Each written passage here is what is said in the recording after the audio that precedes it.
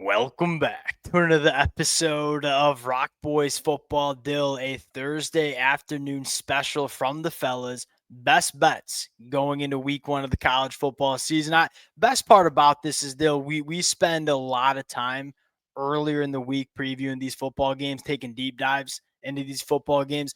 Now we put a stamp on which games we like the most heading into the weekend. And what I would encourage many of y'all to do in the comment section, let it rip down in the comments. Hey, what's your favorite bet going into the weekend? I need some winners, so I'll probably ride with a lot of the bets in the comment section as well. Appreciate you guys rocking with it. If y'all do enjoy the content, consider subscribing to the channel. Dill, a way for all of us, whether you're a Michigan fan, whether you're a Miami fan, whether you're a USC fan, coming together, trying to find some winners over the weekend. I will start. Let's start with our both picks that we absolutely love. Tennessee covering 14 points against Syracuse.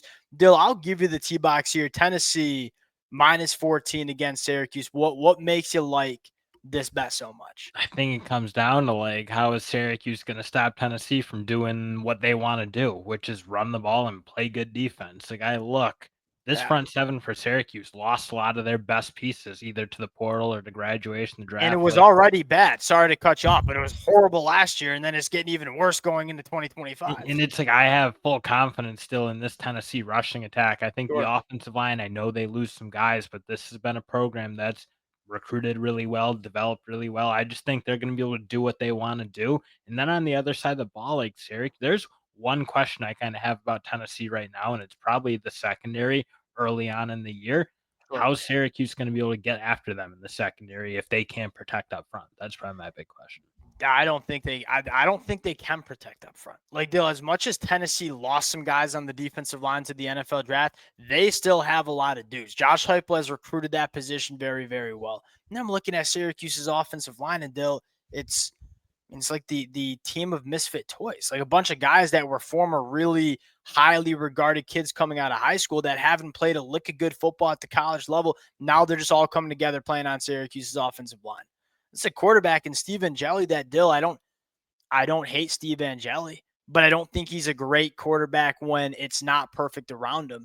And I have a hard time seeing it being perfect around him with this Tennessee pass rush. And I think you can also point to the fact that they lost their three top pass catchers who were by far the engine of the Syracuse offense last year. Look at it and say, I don't see how Syracuse stops the run. I don't see how Syracuse, which wants to throw the football, I don't see how Syracuse throws the football all around the yard on Tennessee. Here's the last thing, Dill. Like Josh Heupel, when he has the opportunity to drop that hammer and blow teams out, he is going to do that, especially coming in off and off season that there was a lot of turmoil. I think Josh Heupel is going to look to send a little bit of a message here week one against the Syracuse team that is probably just a little bit overvalued. Everybody wants to talk about the quarterback play in this game. Don't matter right now. Like this team's just different along the lines of scrimmage. Tennessee, it's probably my favorite bet, favorite pick of the week For going sure. into the weekend. Auburn -2. This is my pick, and I completely aware that I could just be walking into a massive trap here. Here's the thing that makes me feel good about Auburn. And honestly, there's not a ton that makes me feel good about Auburn because I don't really trust Hugh Freeze right now. Me and Hugh Freeze are not on speaking terms. I lost a lot of money on Auburn last year. They need this. If Hugh Freeze loses this football game, the noise around his coaching job is going to get loud. He's going to be on He's going to be on a hot seat. I think that Auburn just has different kind of dudes. And I look at this Baylor offense and say, look, Baylor was good on offense last year. They were able to score against a lot of average Big 12 defenses. I don't think they've seen a defense like Auburn. That's what nobody's talking about with Auburn. As much as the media wants to talk about Hugh Freeze, Jackson Arnold, quarterback play calling, this is a defense that has a chance to be one of the best defenses in the country. I don't think Baylor going to be able to score the football all that much on this Auburn defense week one here. And I don't disagree with your analysis. I do think you're probably a little low on what this Baylor team can do in terms of moving the ball. Again, I Yeah. don't see them scoring 30 plus necessarily, but I think they can get themselves into the low 20s, at least to the high teens. And that's where your analysis fine, but this line is screaming for bettors like you who are just walking Yeah. into it because I feel like this should be a 7+ point spread for this Auburn team. Like, you look talent to talent, this game shouldn't be particularly close. Well, the The fact reason that it's it's sitting not at 2 is the like they're the just the catching the people like you the walking in. yeah, 100%. I could, and I'm gonna go down with the ship here, Dill. I'm gonna go down with the ship here. Look, if you said Baylor, I think can get to the low 20s. If Auburn's offense cannot get to 30 points in this football game, we got some problems. That Baylor defense is not very good. And go back and watch that Baylor defense playing LSU. Baylor just didn't have the guys to deal with those LSU pass catchers. Well, guess what Auburn has, Dill? I'll ask all the questions you want about Jackson Arnold. Auburn's got some special dudes out wide, on the outside. Baylor didn't do anything in the portal to make me think that they can cover a Cam Coleman or an Eric Singleton or a Perry Thompson or Malcolm Simmons.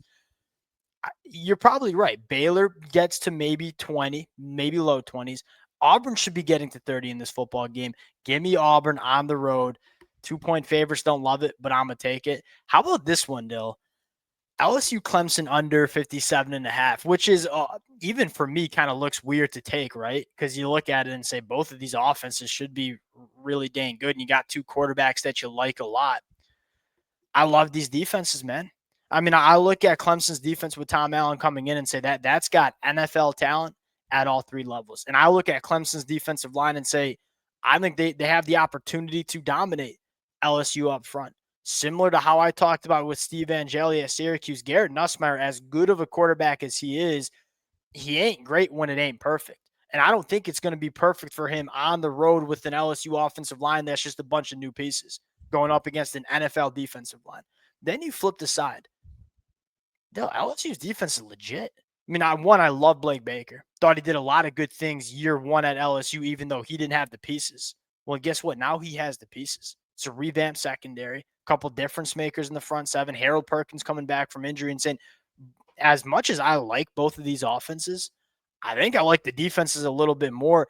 Give me the under 57.5, especially week one, loud environment.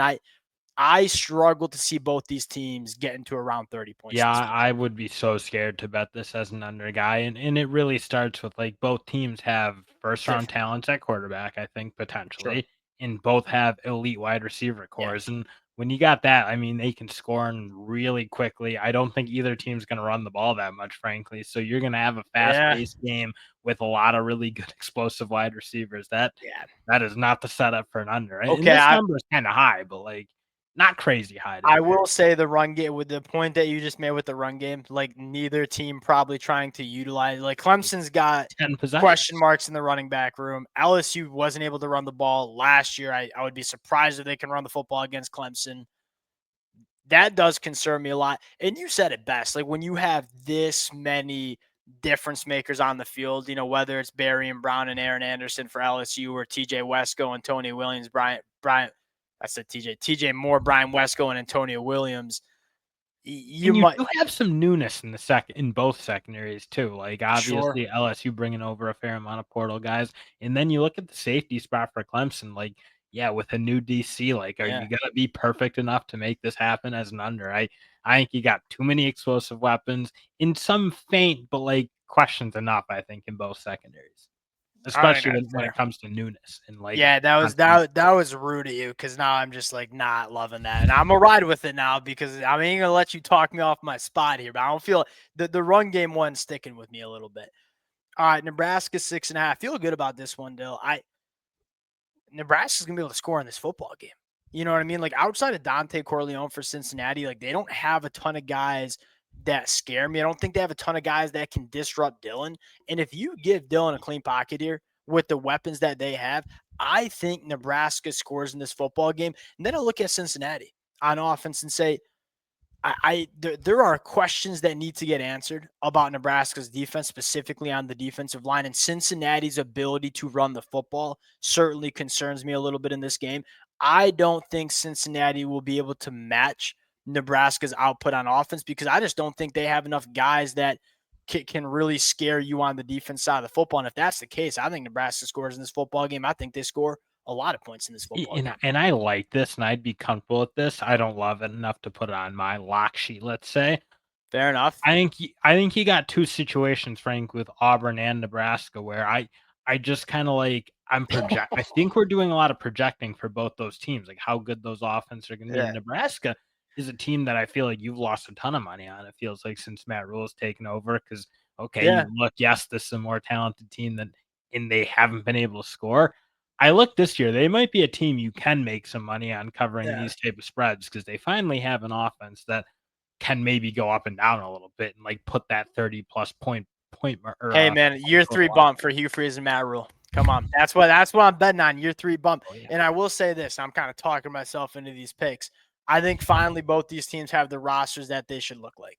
I like even Auburn last year, as much as I love some parts of the roster, it still They're wasn't young. there. I do think it's there for Auburn, and I think it's there for Nebraska. Again, can they make sure they stop the run against Cincinnati? And I think Cincinnati's a little bit one-dimensional here, Dill. Like, 'cause there's not a ton of pass catchers that scare me on this offense.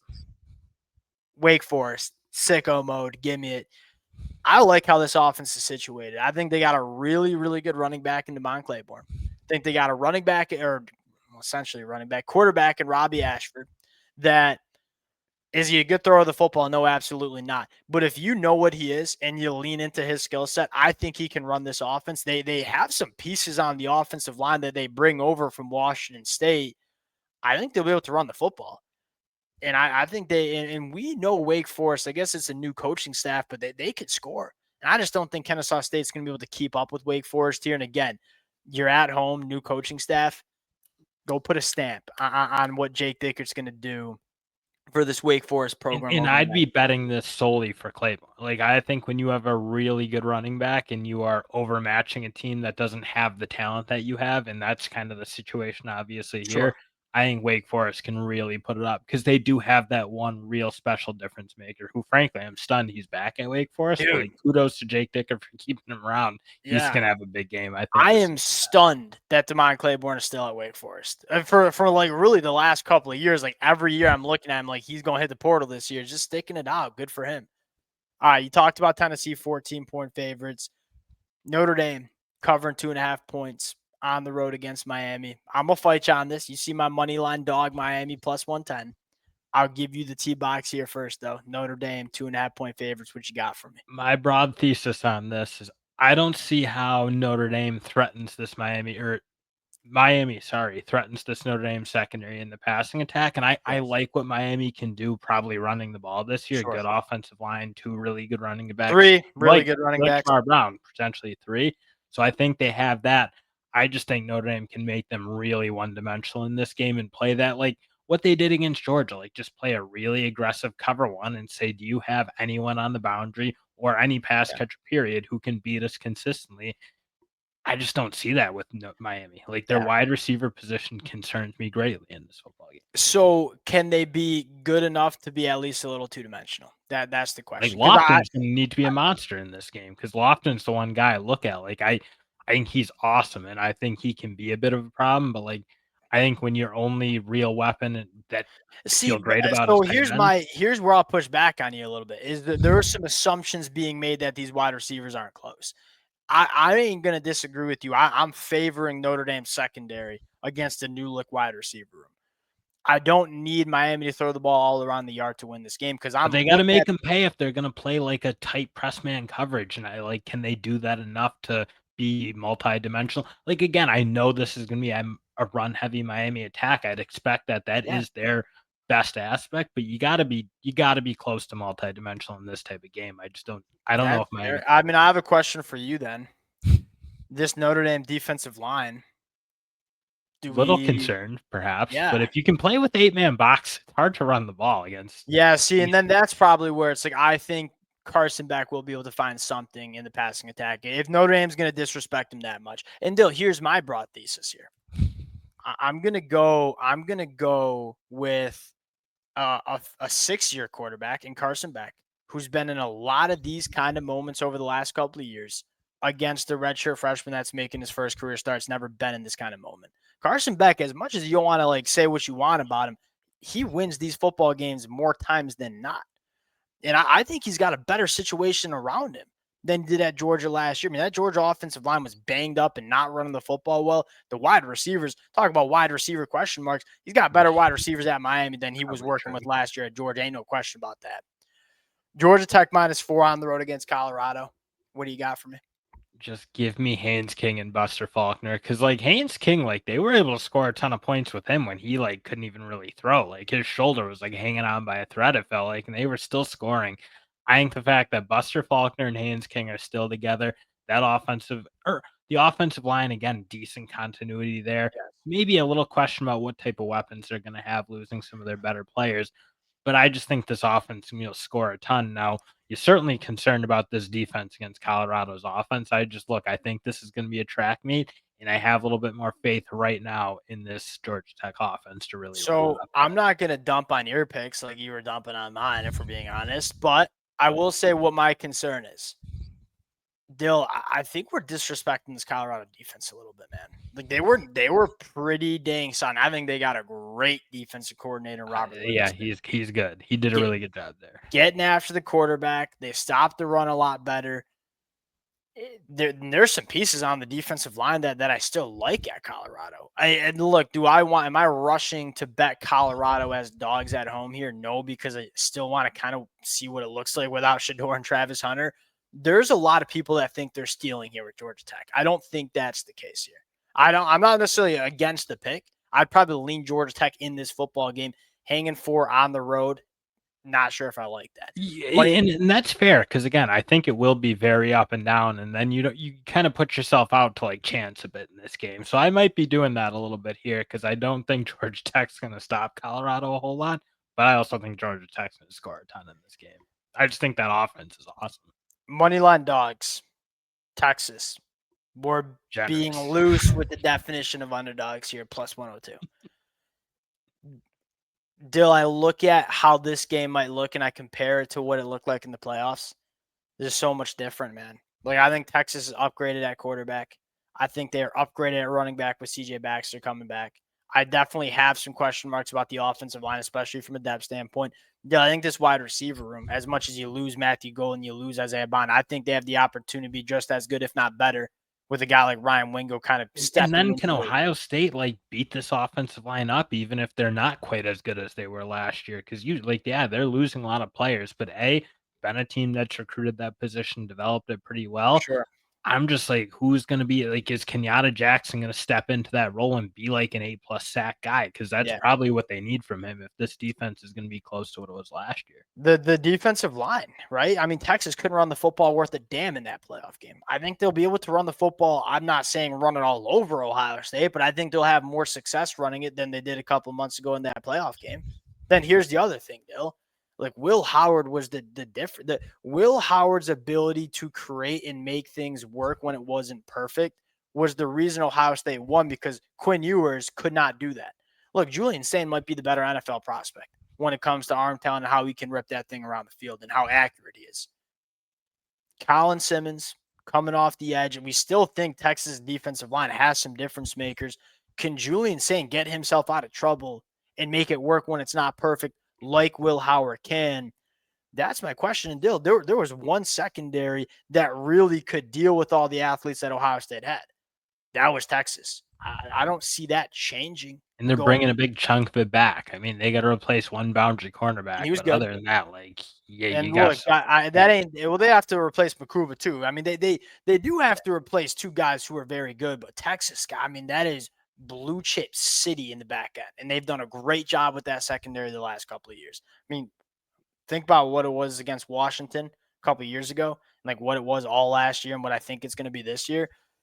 I think Texas gets the job done. Last one we got to talk about, USF plus 190 in Florida here against Boise State. Tough travel for Boise. Tough travel for, and then like, can they play in the heat? Well, I don't know. I don't know how hot it gets up there in Idaho. I honestly don't know. Maybe it does get hot into something. Not really sure. It's not just for me. It's not just replacing Ashton. And I don't know. I'm selling it. Dill, I was trying to sell your pick for you. I'm going to give you the T-box here. Sell the USF pick here.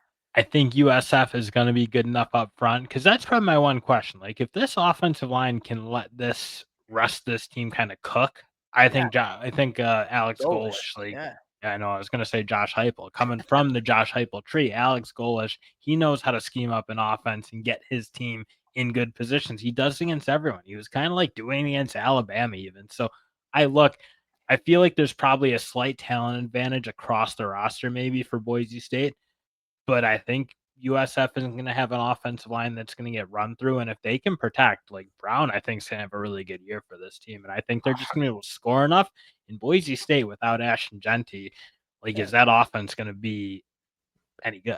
It's probably So that's and I think that might, because I do like quarterback Matt. I mean, here's the thing with Ashton Genty is it wasn't just what he did running the football, right? Boise State can't replace that. What he provided to the passing attack, because there was one way to play Boise State, and that's walk your safety and put an 8-man box in. Is that Boise State going to make teams play them like that this year? I don't know, right? I'm okay with the USF, especially at home, like plus 200 at home against a Boise State team that has to replace one of the best players that we've seen in the sport the last couple of years. I'm with it. I'm with it for sure. All right, we'll close it out. Hey, smaller card deal. The boys kind of feeling out some of well, the. it's tough when you got like Florida playing Long Island and like these big. There's just not a ton of like matchups with like spreads that are tantalizing. They're like 50-point I think spreads. that's I fair. hate taking those. I think that's fair. We'll close it down there. Appreciate you guys rocking with it. If y'all do enjoy the content, consider subscribing to the channel. We'll talk to y'all later.